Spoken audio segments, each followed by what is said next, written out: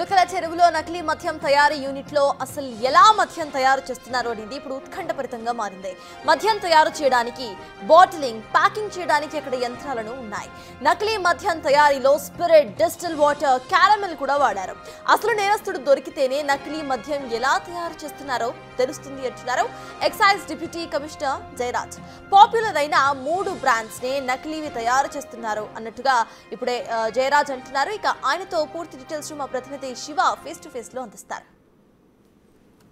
ఆంధ్రప్రదేశ్లో సంచలనం సృష్టించినటువంటి మొలకల చెరువు వద్ద అయితే ఉందో నకిలీ మద్యం తయారీ సంస్థపై కూడా ఏదైతే దానిపై కూడా పోలీసులు ఎక్సైజ్ డిపార్ట్మెంట్ కూడా దాడి చేసి ఒకసారిగా కొన్ని భారీ స్థాయిలో ఏవైతే దానికి సంబంధించి నకిలీ మద్యం తయారు చేసే వారి వస్తువులు బట్టి వాటి కూడా ఇంగ్రీడియంట్స్ కూడా పడ్డది పోలీసులు స్వాధీనం చేసుకుని వాటిపై కూడా కొన్ని సంచలన విషయాలు వెలుగు తీసుకొని వచ్చారు. ఈ నకిలీ మద్యం ఏది తయారీదారులు ఉన్నారో వారందరినీ కూడా వాటికి సంబంధించి కూడా కీలక ఆధారాలు సేకరించి వాటిపై కూడా కేసు నమోదు చేసి ఇప్పటికీ 10 మంది అదుపులో తీసుకున్న నేపథ్యంలో మాత్రం ఈ అంశంలో మాత్రం కొంత సంచలనం అయితే ఆంధ్రప్రదేశ్లో కొంత సంచలనం సృష్టించకపోవచ్చు. ఎందుకంటే ఈ కేసులో ఏదైతే ఉందో అధికార పార్టీలో కొంత కీలక వ్యక్తులు కావచ్చు, లేదంటే ఇతర వ్యక్తులు కావచ్చు, వీరందరినీ కూడా దాదాపు 10 మంది ఇప్పుడు ప్రస్తుతానికైతే కూడా 14 మందిపై కేసు నమోదు చేసి 10 మందిని అదుపులో తీసుకుని ఇప్పటికీ ఎక్సైజ్ శాఖ అయితే కూడా వాళ్ళు విచారణ చేపట్టారు.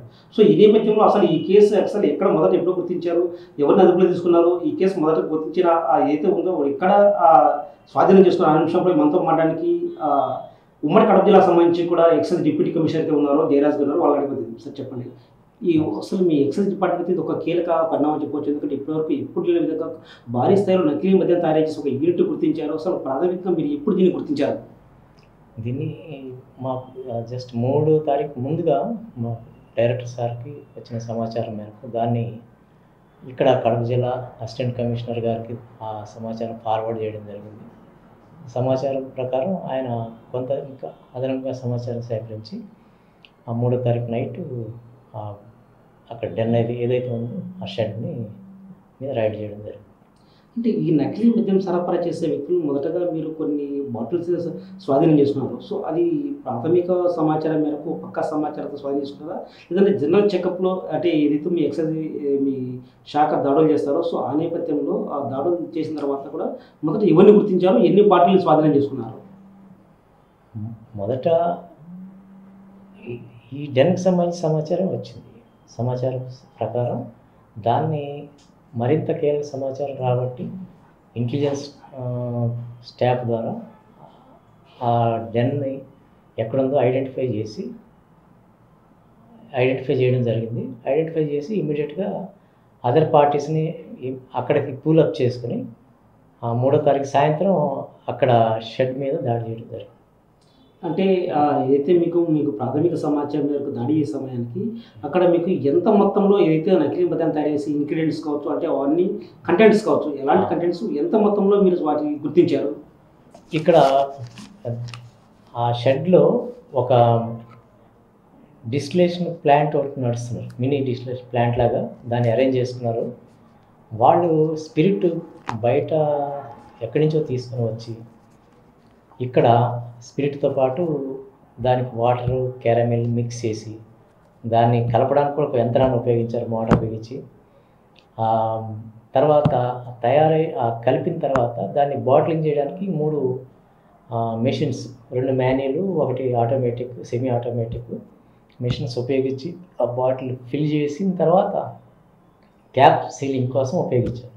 క్యాప్ సీలింగ్ ఆఫ్టర్ దాని తర్వాత మాన్యువల్గా వీళ్ళు ఆ లేబులింగ్, తర్వాత అడ్హెసివ్ లేబుల్స్ కూడా డూప్లికేట్ చేయడం జరిగింది. లేబుల్ డూప్లికేటెడ్ చేయడం జరిగింది. దాన్ని ఫిల్ చేసి బాక్సులు కూడా డూప్లికేట్ బాక్సులు తెచ్చేసి దాంట్లో ఫిల్ చేసి సీల్ చేసి అన్నీ రెడీ పెట్టుకుని ఉన్నారు. అయితే మాకు వచ్చిన సమాచారం ప్రకారం ఆన్ ద స్పాట్ దాడి చేయడంతో మనకి రా మెటీరియల్స్తో పాటు ఈ మిషన్ యంత్రాలు, మనుషులు కూడా ఆ రోజు పట్టుకోవడం జరిగింది. అంటే ఈ నకిలీ మద్యాన్ని తయారు చేయడానికి వీళ్ళు ఎలాంటి కంటెంట్స్ వాడతారు? అంటే ఈ పారామిల్ కావచ్చు, స్పిరిట్ కావచ్చు, వీటన్నిటి కూడా ఎలాంటి ఎన్ని రకాల కంటెంట్స్ వాడతారు? ఇక్కడ వాడిన దాంట్లో, ఇక్కడ దొరికిన దాంట్లో స్పిరిట్ ఒకటి ఉంది. ఆ స్పిరిట్ ప్లస్ వాటర్, ఆ డిస్టిల్ వాటర్, ఆ వాటర్ని కూడా డిస్టిల్ చేసి క్లియర్ కట్ వాటర్ వాడారు. క్యారమిల్ వాడినట్టుగా తెలుస్తుంది. సరే, అంటే ఈ క్యారామిల్ కావచ్చు, స్పిరిట్ కావచ్చు, అంటే దీనికి క్వాలిటీ ఎంత ఉంటుంది అంటే ఒక బాటిల్ మద్యం బాటిల్ తయారడానికి అంటే ఒక లీటరు క్యారామిల్ కావచ్చు, స్పిరిట్ కావచ్చు, ఎన్ని బాటిల్ తయారు చేసే అవకాశం ఉంటుంది? అంటే వాడు తయారు చేసే దాన్ని బట్టి ఉంటుంది. ఇది అంటే గవర్నమెంట్ అయితే మనం చెప్పగలుగుతాం స్పెసిఫికేషన్స్. ఇది గవర్నమెంట్ ఆథరైజ్డ్ కాదు కదా, ఇల్లీగల్.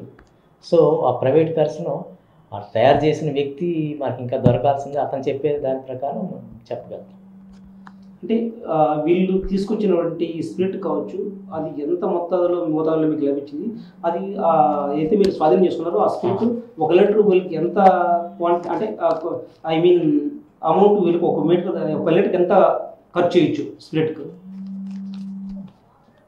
1 లీటర్ స్పిరిట్ కంటే 1 లీటర్ స్పిరిట్ వాడు ఇంటూ 1 లీటర్కి కనీసం 5 లీటర్లు వాటర్ కలిపి తయారు చేయొచ్చు. అది ఎలా చేశాడో మనకు చెప్పలేదు. ఇంకా అతను అసలు కావాల్సిన అసలు పరిస్థితి దొరకలేదు.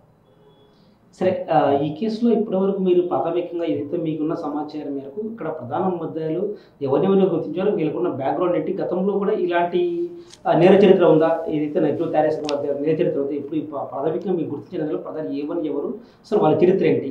ప్రధానంగా A1 వచ్చి జనార్దన్ రావు ఫ్రమ్ విజయవాడ, ఇతను A1గా గుర్తించాం. A2 కట్ట రాజు.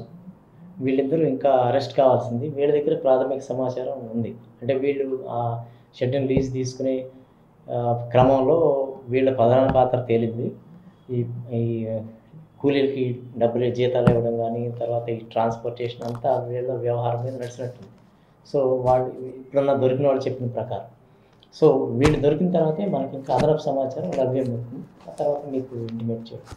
అంటే అద్దెపల్లి జనార్దన్ రావచ్చు, రాజా కావచ్చు, వీళ్ళిద్దరికి గతంలో ఇలాంటి రాజు కావచ్చు, వీళ్ళిద్దరికి కూడా గతంలో ఏమైనా ఈ నకిలీ ఉద్యమం తయారు చేసి వీళ్ళకి సంబంధించి కూడా పాత్ర ఉందా? గతంలో ఇలాంటి వీళ్ళపై కేసులు ఏమైనా ఉన్నాయా?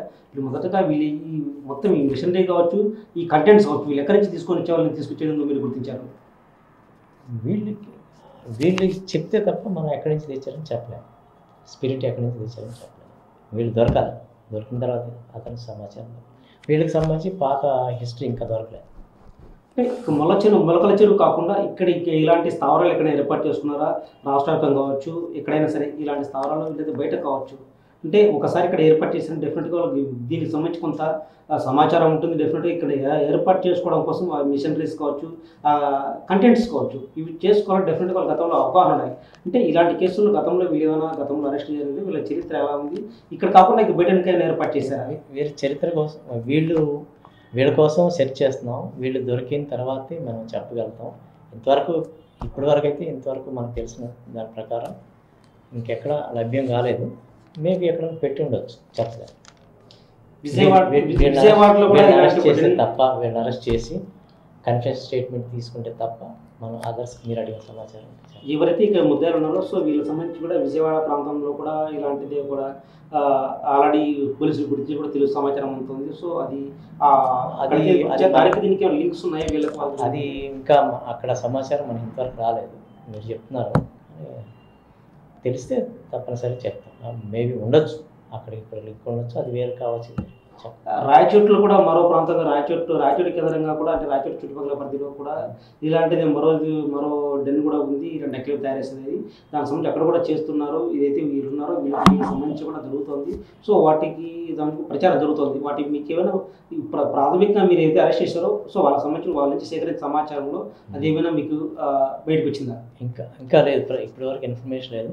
ఇన్ఫర్మేషన్ వస్తే కనుక ముందుగా ఇమీడియట్గా రైడ్ చేసి దాని వివరాలు మీకు తెలియజేస్తాం. అయితే ఇప్పటికి ఏవైతే మీరు గుర్తించారో ప్రధానంగా 10 మంది అరెస్ట్ చేశారు.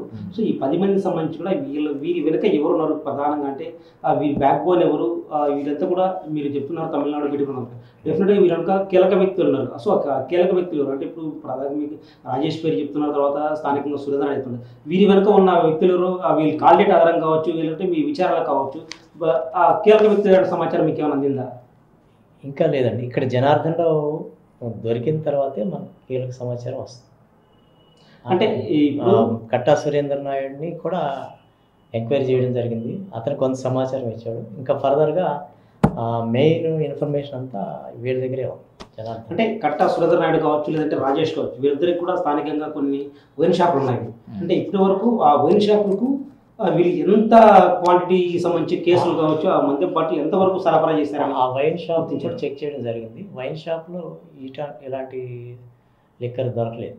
అయితే వీళ్ళ వైన్ షాప్స్ యొక్క లైసెన్సులు కాబట్టి వీళ్ళ షాపులను ఇమ్మీడియట్గా లైసెన్స్ సస్పెండ్ చేశాం. ఈ 2 షాప్స్. వీళ్ళు ఎంతకాలం నుంచి కూడా ఈ డెన్ ప్రారంభించారు? ఎప్పటి నుంచి కూడా వీరి దగ్గర తయారు చేస్తున్నారు? ఇప్పటి వరకు ఎంత క్వాంటిటీ సరుకు దీన్ని సప్లై చేసి ఉంటారని మీరు గుర్తించారు? ఇప్పటి వరకు మనకు తయారైంది 3 బ్రాండ్స్ తయారైంది. Kerala malt whisky, old admiral విఎస్ఓ brandy, Bengaluru malt whisky. ఈ 3 బ్రాండ్స్ని ఆధారంగా, ఎందుకంటే ఇవి ఎక్కువగా పాపులర్ అయిన బ్రాండ్స్, పైగా తక్కువ ధరలో లభ్యమవుతాయి. వీటిని మీద కాన్సన్ట్రేట్ చేసి ఈ స్పిరిట్ ద్వారా తీసుకొచ్చి తయారు చేసి ఆల్రెడీ ప్రిపేర్డ్ ప్యాక్డ్ అనమాట. ఇవి కేరళ మాల్ట్ విస్కీ 4224 బాటిల్స్ దొరికినాయి. Old admiral VSOP brandy 11,952 bottles దొరికాయి. బెంగళూరు మాల్ట్ విస్కీ 4,032 బాటిల్స్ దొరికాయి. దీంతోపాటు ఇంకా empty bottles 12,000 bottles, empty cans 70, empty fake caps కూడా ఫేక్, అవి 4,000 దొరికాయి. ఇవి ఇంకా ఫేక్ లేబుల్స్ కూడా దొరికాయి. దీంట్లో ఇంకా హీల్స్ అంటారు, క్యాప్ బాటిల్ పైన అంటించేవి, అవి కూడా ఫేక్. ఇవి 4,000 దొరికినాయి.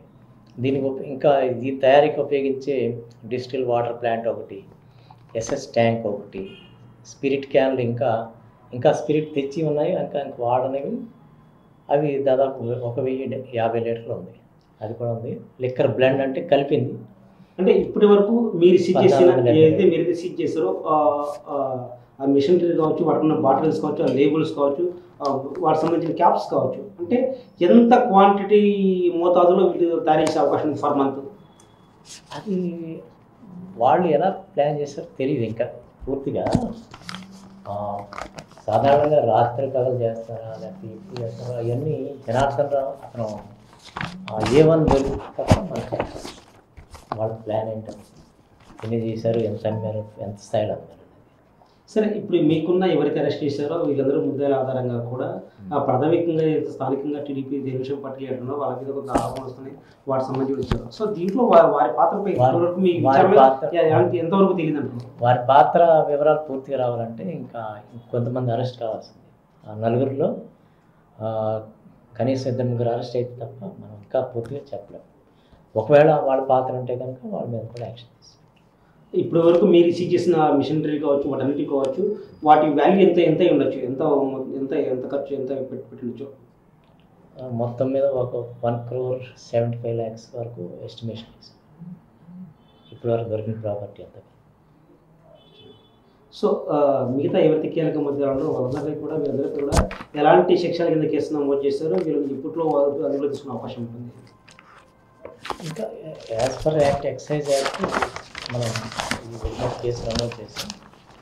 ఇంకా వీళ్ళు కూడా పూర్తిగా అరెస్ట్ అయిన తర్వాత ఛార్జ్షీట్ వేసి ఆనరబుల్ కోర్టులో ట్రయల్ రన్ చేసి కొంత టైం పడుతుంది. ఈ నకిలీ మద్యాన్ని రాష్ట్ర వ్యాప్తంగా సరఫరా చేస్తున్నారా, లేదంటే ఇప్పటి వరకు ఎన్ని షాపులకు సరఫరా చేసినట్టు మీరు మీ ప్రాథమిక విచారణలో తెలియదు? షాపులకైతే వీళ్ళకి సొంత షాపులోనే వీళ్ళు సప్లై చేయలేదు, ఎందుకంటే ఆల్రెడీ చెక్ చేశారు. అయితే వీళ్ళు షాపు బయట ప్రాంతాల్లో దగ్గర నియర్ బై ఆ షాప్ ఏరియా చుట్టుపక్కల ఏరియాలో అమ్మినట్టుగా తెలిసింది. దానికోసం ఆధారం కోసం కేసు చూస్తాం. ఆల్రెడీ అక్కడున్న ఎవరెవరు అమ్మారు అనే ఇన్ఫర్మేషన్ తీసుకున్నాం. నిన్న 2 అమ్మినట్టు తెలిసింది, వాళ్ళని కూడా అరెస్ట్ చేసి వాళ్ళ దగ్గర సర్వీస్ చేయడం. ఈ జనార్దన్ రావు నుంచి కూడా ఇప్పటి వరకు జనార్దన్ రావు అనుకున్న కీలక వ్యక్తులు ఎవరు అనే అంశంపై మీరు విచారణ జరుపుతున్న నేపథ్యంలో మాత్రం ఎలాంటి వ్యక్తులు గుర్తించారు, ఎవరిని గుర్తించారు మీరు? ఇప్పుడు మొత్తం 14 మంది వ్యక్తులను గుర్తించాము, 10 మందిని అరెస్ట్ చేసాము.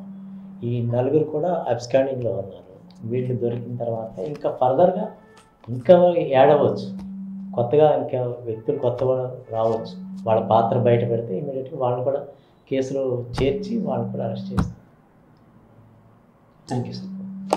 ఆంధ్రప్రదేశ్లో సంచలనం సృష్టించినటువంటి మొలకల చెరువు నకిలీ మద్యం తయారీ ఆ కేసులో మాత్రం సంచలన విషయాలు వెలుగులోకి వచ్చాయి. ఇప్పటివరకు కూడా దాదాపు 1,04,00,000 విలువ వచ్చేసి ఆ మిషనరీతో పాటు కూడా పెద్ద మొత్తంలో భారీగా నకిలీ మద్యాన్ని తయారు చేసే బాటిల్ కావచ్చు, వాటి లేబుల్స్ కావచ్చు, అంటే దగ్గర 3 రకాల బ్రాండ్కి సంబంధించి కూడా వాటిని కూడా లేబుల్స్ సీజ్ చేసాం. వాటికి సంబంధించి కూడా అయితే వీటికి అయితే ఇటీవల కాలంలో వీళ్ళు స్టార్ట్ చేశారు.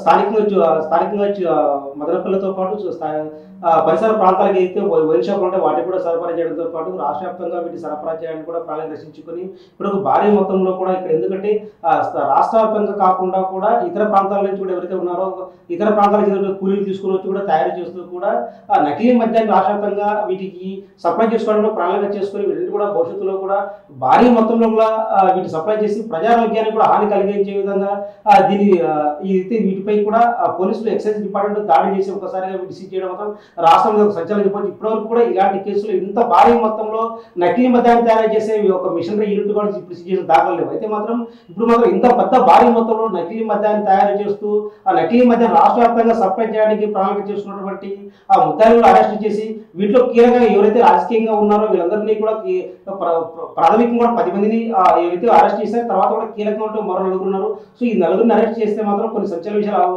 కీలక విషయాలు వెలుగులోకి వచ్చే అవకాశం ఉంటుందని కూడా ఎక్సైజ్ డిప్యూటీ కమిషనర్ జయరాజ్ గారు చెప్తున్నారు. కెమెరా పర్సన్ సుదర్శన్తో శివ, బిగ్ టీవీ.